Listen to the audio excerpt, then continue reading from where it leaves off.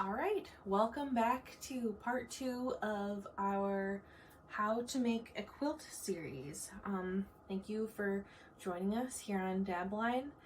If you would like to continue going through the series with us, we would love for you to hit the subscribe button and the notification bell so you'll be notified when the next part of this series comes out.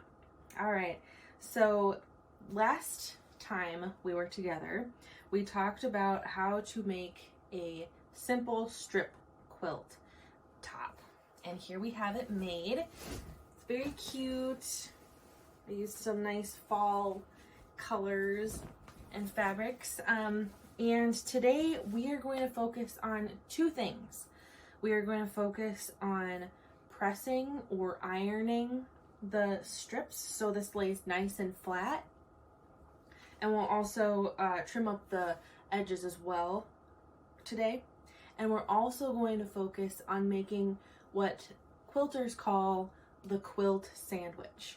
That is making the actual layers of the quilt and putting them together so they are prepped to be quilted with your sewing machine or by hand, however you want to do it. But so that's what we're going to focus on today.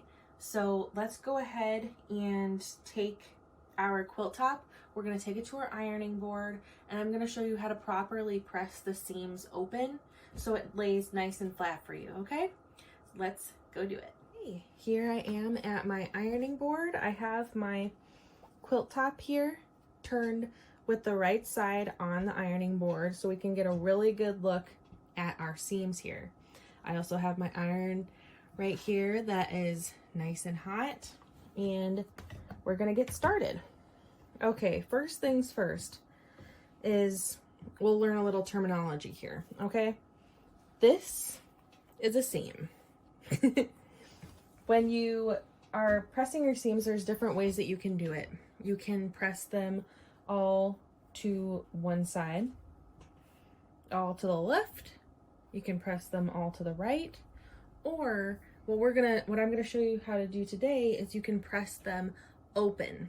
What that means is you're gonna go in between the two layers of fabric and you're gonna push them open with your finger. That's gonna help get us started here. I'm a lefty, so I'm starting on the left side, but if you're a righty, you can start on the right. So we are going to open it up here at the very end. See how those seams are open? And I'm going to take my iron and I'm going to press the seam open. If you notice, I'm going along, I have my left hand on the iron. If you're righty, you'll have your right hand on the iron. And then I'm using my right hand to have my fingers glide through that seam to help it open up, to be able to press it properly. So sometimes what I like to do is actually kind of come in at an angle and press both seams at the same time. You don't have to do that, but that just kind of keeps it from messing up that seam that you just opened.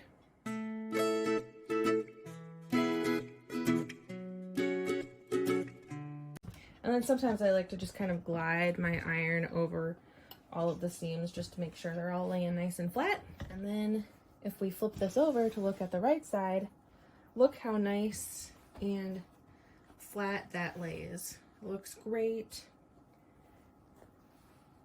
Those seams are laying nice and flat. I'm gonna go ahead and finish up opening up the rest of these seams, and we will move on to the next step, which is trimming off our edges. Okay, I have finished pressing all of my seams open. Before I take this to my cutting mat to trim the edges, I am going to flip it over to the other side. And I like to just go over the quilt top real quick with my iron, just to make sure everything lays nice and flat.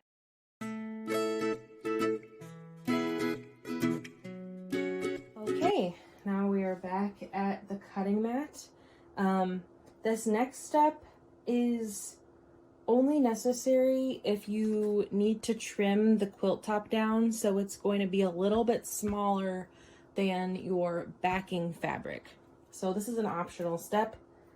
If you have a backing fabric that is wider than your quilt top and longer than your quilt top, then you don't need to do this step. But my backing, I'm actually going to use this cute fabric that I showed you in part 1. If you didn't see part 1, it should be linked down in the description box, and you can go ahead and watch that and see how we were able to make this fun little quilt top. But this fabric has some really cute little animals that go great with this quilt top. So I'm going to be using this as the backing, and I'm going to measure the width of this to determine how wide I need to cut my quilt top down to. The width is going to be from selvage to selvage. This extra fabric that you see on the edges of quilting cotton that has the designer name on it and the year it was made and different things like that, that's called the selvage. You don't really want to use that in a quilt design because it just doesn't look great having not intended for children's sleepwear to be on a quilt top. But you're going to want to measure the width of this. So I have my measuring tape here, and I'm going to start measuring where the selvage ends. So one side of the selvage, one edge of the selvage is going to have, you know, not intended for children's sleepwear, the designer, and where it was made, and things like that. And then the other side is just going to be blank, but it has these little holes. I don't know if you can see that on the camera, but it's got these little holes in it, and that doesn't look great when it's on a quilt. So we're going to trim that off as well. So I'm going to measure from right next to those little holes on the selvage to the fold. And that is 21.5 inches. And since it's folded, I would multiply that by 2, since it's actually, the width is 2 of those. So that's going to be 43 inches. So we're going to, we need this to be smaller than 43 inches. So I am going to set my backing aside for right now, and I'm going to measure my quilt top and see how wide it is. The widest strip is about 45.5 inches, so it's definitely too wide. So what I'm going to do is I need to decide how wide I want it to be. I'm going to say, since my backing is 43 inches, I'm going to want about a 2-inch clearance on either side and on the top and bottom of the quilt. So I'm not going to have to trim any from the top and bottom of this one because my backing is definitely long enough. But you always want to, when you're creating your quilt sandwich, you want there to be at least 2 inches clearance on the entire perimeter of the quilt top. And that's because when you're quilting, sometimes the quilt can shift and things on the batting, and you want to make sure that you're going to have batting and backing on the back of your entire quilt top. And we'll discuss that later when we're actually quilting in the next part of this series. But for now, we are just going to work on trimming this down. So first, I am going to trim down the left side of the quilt top. If you can see here, it's got all of these strips have those little holes that I was talking about, and I'm going to trim those down.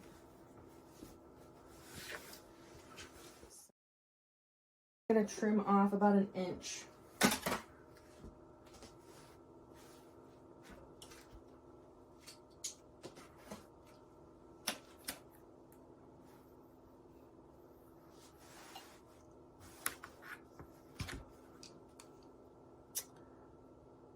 So I'm lining up the inch line, line up this edge with the straight edge of this strip, and then I make sure that my inch line is hitting at least the bottom of all of these strips to make sure I'm going to be getting that selvage that I don't want.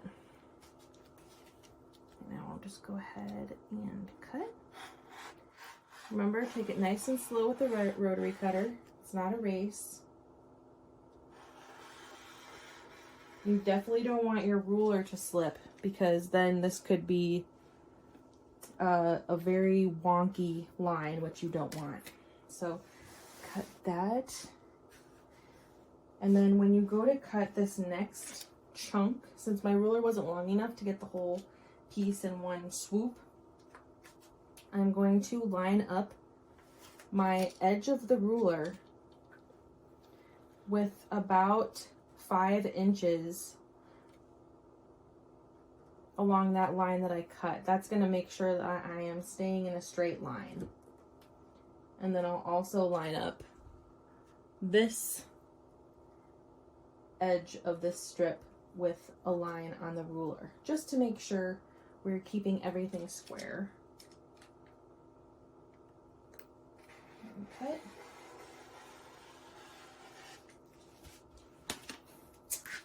Okay, oops. Didn't get a little chunk there. There we go. Okay, and then you can just discard that. And then we're gonna flip it over to the other side of the quilt, and we're gonna do the same thing, but this time I think we're gonna cut a little bit more. Let's see, since our backing is 43 and we need at least 2-inch clearance on either side, that means the quilt should be 39 inches wide. So then we have 2 inches on either side. 2 plus 2 is 4. 39 plus 4, 43. Yay, math. All right, so if I want this to be 39 inches, let's see here. Let's get our ruler out and my measuring tape.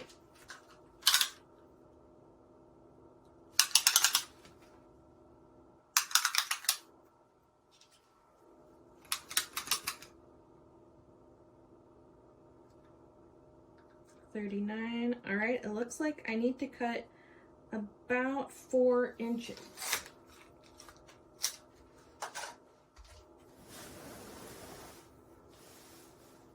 So I'm gonna go with that.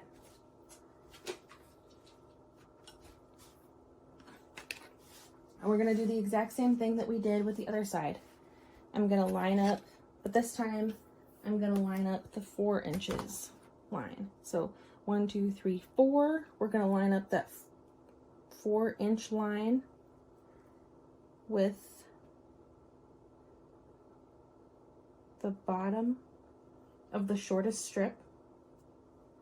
And then I'm gonna line up this edge of the ruler with this strip here. And then start trimming. The reason why we pressed the seams first before we trimmed was to make sure that everything was laying flat, so we're cutting the quilt top square. You don't want to cut it and then realize, oh no, I missed a big chunk, or there's a big chunk that's oddly wider than the rest of it. So that's why we press the seams before we trim anything down. I'm gonna do the same thing as I did before and line up about 5 inches of the ruler over here where I had already cut.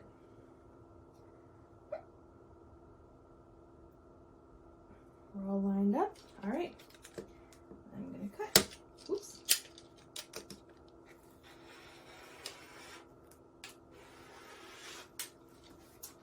And there we have our trimmed down quilt top. Now we're ready to cut our backing and our batting for the quilt. Okay, now we have our backing ready to be cut to the proper length. So we're gonna leave the width the way that it is because we'll end up trimming it after we've quilted. So we're just gonna leave the width. We want it as wide as possible for when we go to quilt. So I'm just gonna cut the length. So I have it on my, have it on my mat here. I'm gonna line up an edge, the folded edge, with a line on my cutting mat just to keep everything uniform. I'm gonna make sure this bottom edge is nice and straight.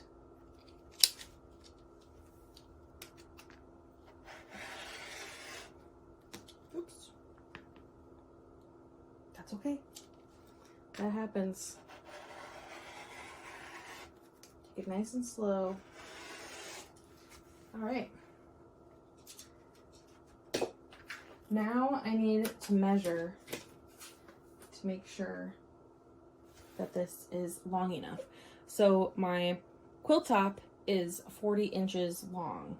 So, and before we said we need a 2-inch clearance on all sides of the quilt top. So that means I need to cut this at 44 inches long. So to do that, I'm actually going to fold this in half.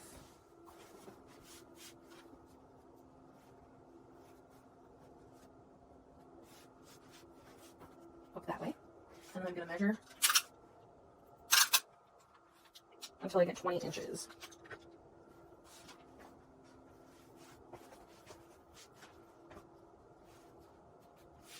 $22 actually. I'll need 22 since I'm cutting it at 44. So now I'm going to make sure that my folded edges line up perfectly. Make sure everything's laying nice and flat. There's not some random bump in the fabric. And then I'm going to line up my ruler with that cut edge that we already trimmed. So I line up a line over here on the folded edge, and then I line up the edge of my ruler with the fabric edge and cut.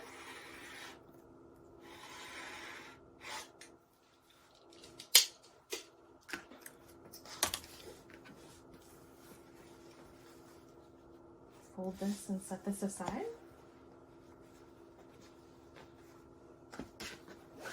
And there we have our quilt backing. Very cute.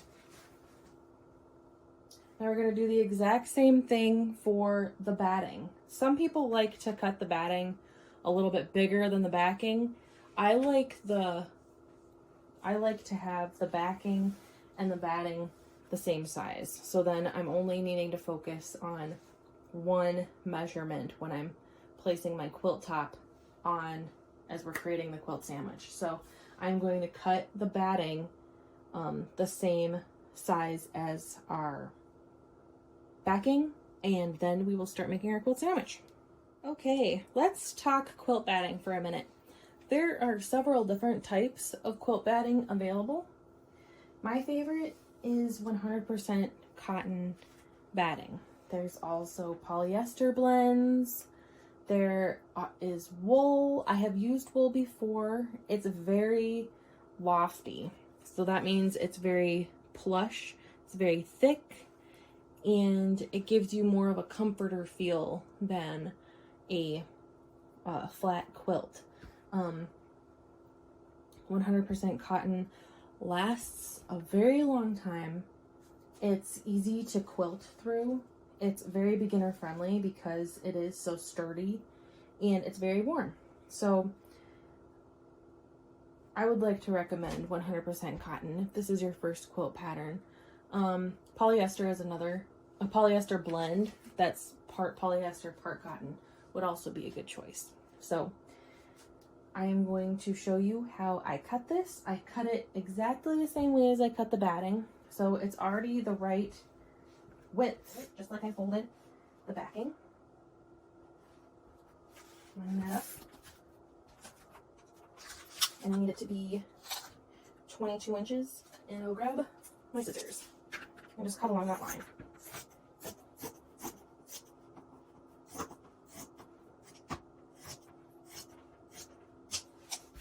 And a little bit. All right, now we have our batting, our backing, and our quilt top, ready to make our quilt sandwich. Let's do it. First things first, when you are putting your quilt sandwich together, you're going to do your backing first. So I'm going to set this aside for a second and unfold the batting. So there are several different ways that you can attach the backing to the batting and then the quilt top to the batting. Some people like to use pins, some people like to use spray adhesive, and some people like to use just Elmer's glue. And really, there is no right or wrong way to do it. I suggest trying all the different types of ways and figuring out what is your favorite. I have tried pretty much every single different way that you can attach batting and backing, and my preferred way is using Elmer's glue. First, I have my batting all laid out here on my table. I'm gonna get the back fabric. We're just going to lay it out. Try to center it as best you can. You can definitely, if you want to, you can press this. If you don't like this crease in the fabric, if you don't like these wrinkles, you can go ahead and press this before you create your quilt sandwich. For this example, I'm just going ahead and throwing it on here, but if you would prefer to press all the wrinkles out, then you go ahead and do that, okay? So now that I'm double checking that everything measures well and it's all gonna fit properly. And now we are going to put the glue on. So what I do is I do it half at a time. So I unfold the backing from the batting about halfway. And then I take my Elmer's glue, give it a little shake down, and then you just squeeze it gently out. Backing back up, like that. And then you just smooth it over with your hand. You don't have to push hard. I just kind of press with my hand to make sure that it's pressed on there. And we're gonna do the second half.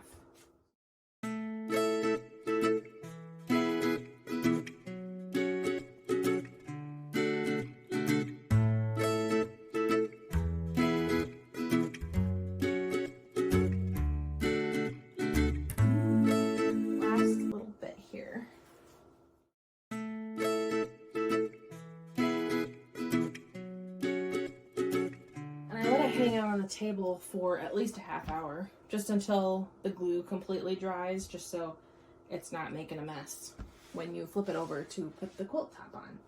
So I'm gonna let this dry, and then we will be back to put the quilt top on. All dry now, and we are gonna flip it over. Before you place your quilt top down, just do a quick once over of the batting and make sure there's not anything stuck on the batting that you wouldn't want to be showing through the fabric, especially if your quilt top has white fabric on it, because it's very annoying when you have a quilt completed and you're using white fabric and you see a little black thread underneath the white fabric that you can't get to because the quilt's been all quilted and finished. I speak from personal experience. That's not what you want. So we have our quilt top here. We already pressed those seams nice and flat, so it'll sit nice and flat.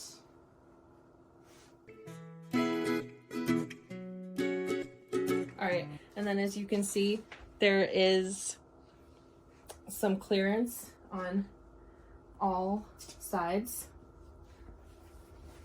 of our quilt top, so it is ready to be laid down with the glue. So I'm going to do the exact same thing as I did with the backing. And then when you are laying it down, you want to be really careful that you're not messing up the seams or warping anything. You just want to take it nice and slow. If you're using strips, I recommend putting your hands in the middle and moving them outward.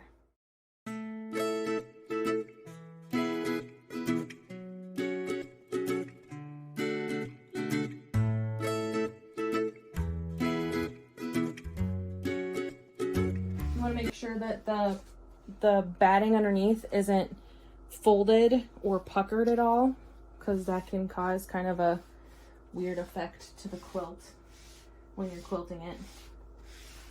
You want everything to be laying nice and flat.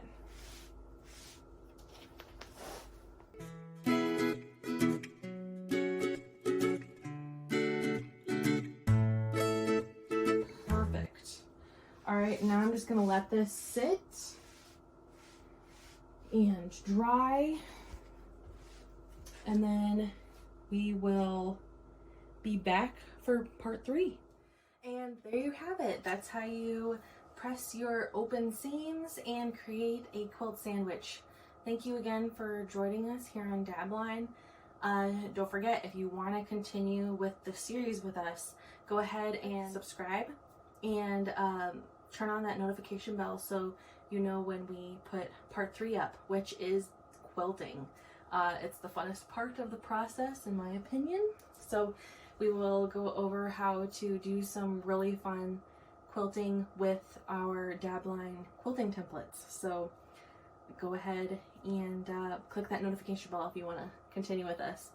Feel free to ask any questions or leave any comments in the comment section down below. We'd love to hear from you guys, and just thank you so much for all the support. Bye.